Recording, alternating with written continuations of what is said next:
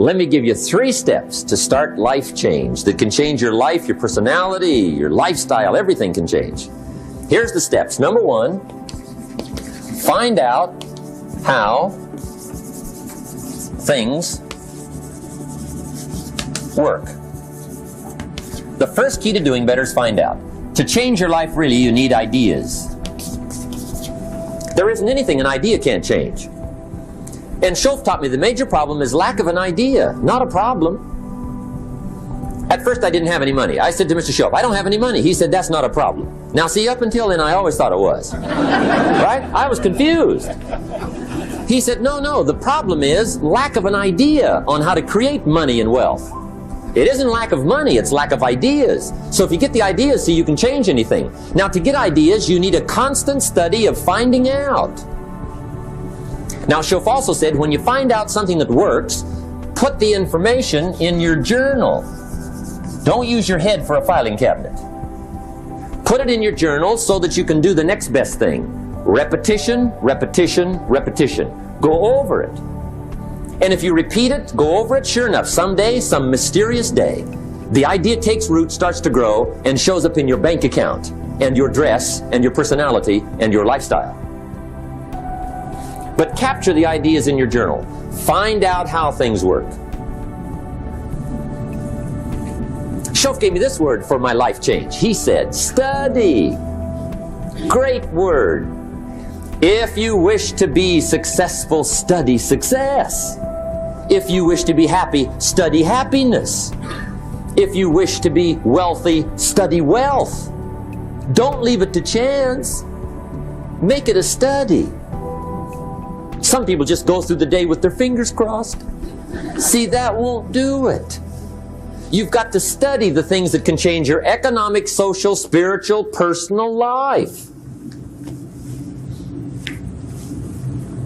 Now, here's a qualifying phrase. And we'll have several of these qualifying phrases throughout the seminar. Here's the first one.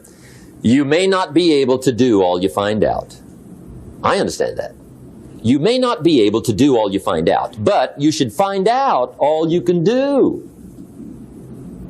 See, you don't want to wind up at the end of your life and discover that you've lived only 1/10 of it. And the other 9/10 went down the drain.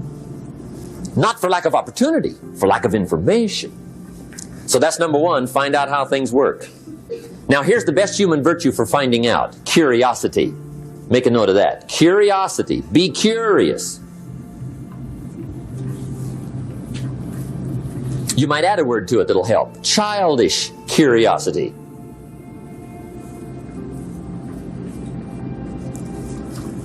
What will kids do if they want to know something bad enough? Bug you, that's the phrase. They can ask 1,000 questions. You think they're through? They got another 1,000. They'll drive you to the brink. It's a virtue. When you gotta know, be like a child. In fact, Jesus, the master teacher, said, unless you can become like little children, you might as well forget it. You don't have a prayer. Excellent advice. You gotta be like children. 4 ways, in my opinion, to be like a child. Number 1 is curiosity. Number 2 is excitement. Get excited like a child over your ability to make yourself do anything for change. 3rd is faith. Have faith like a child. Adults are too skeptical. And 4th is trust. Trust is a childish virtue, but the rewards are incredible. Now here's the 2nd step to personal development. Okay, number 1 was find out how things work. Here's number 2. Go to work.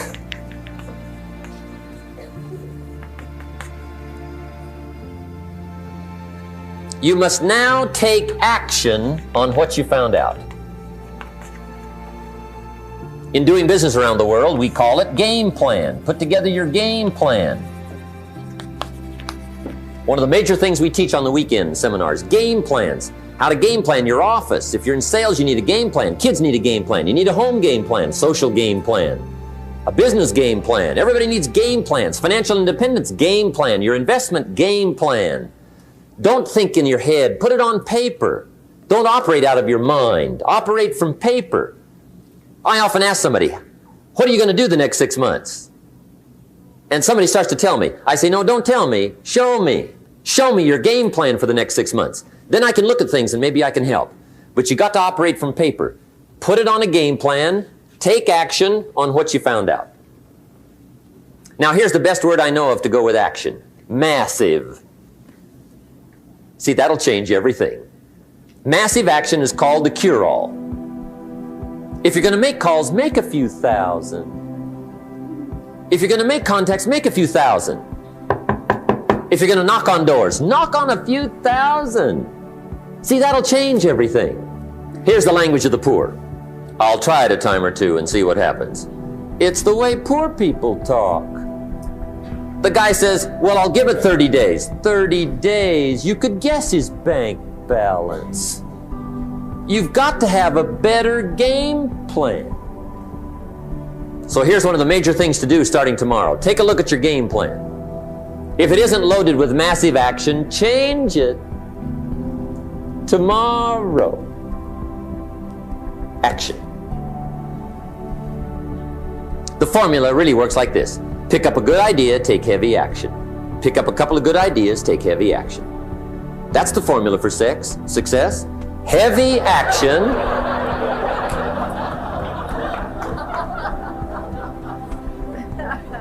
It's a good thing we can edit all this, right?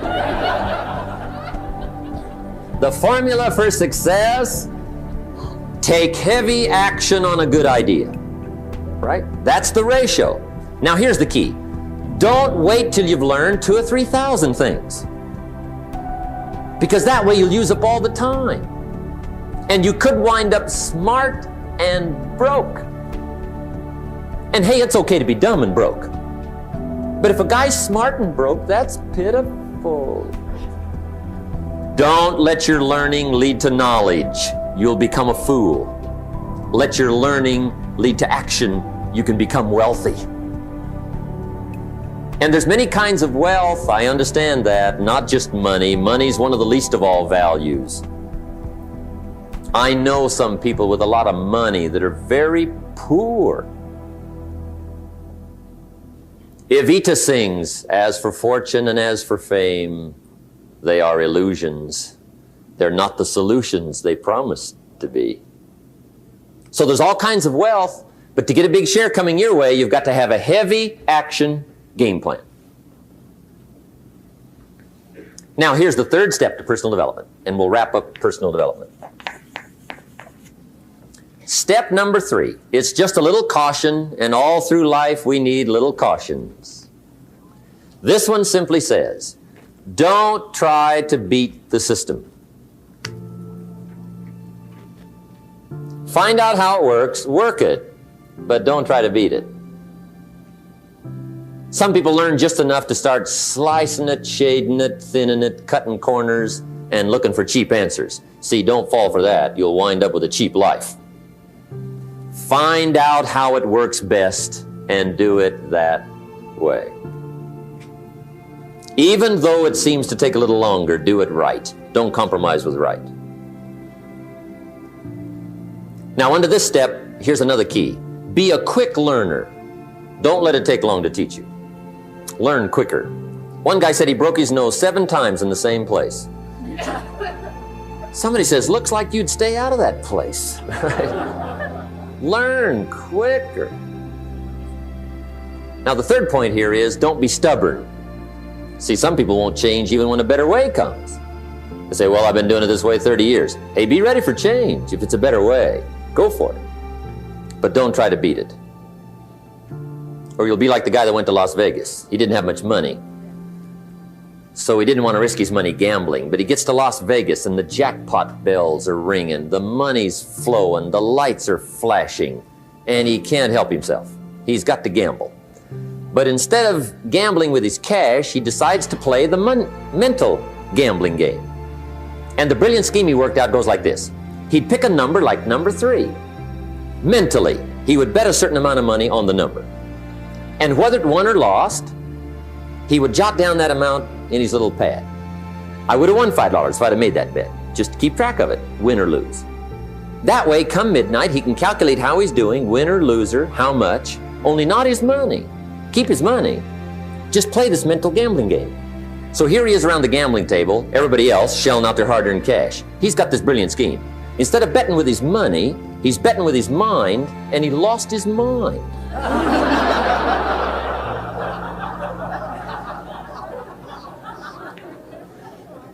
Which means don't try to beat the system, I guess.